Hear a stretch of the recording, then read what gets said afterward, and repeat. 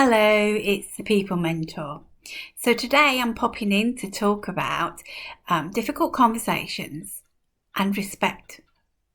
Now, respect is really important. First of all, you need to respect the fact that you need to have a conversation about difficult conversations.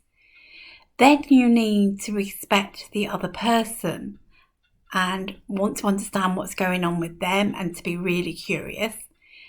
And then you need to respect yourself, respect your feelings, respect how you're going to carry out that conversation, and generally understand that sometimes it will go wrong and sometimes it will go right. So what's really good after you've had a conversation is to review and reflect on what happened.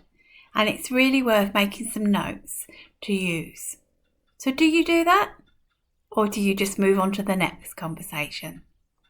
This is the People Mentor signing off for today. Thank you for listening.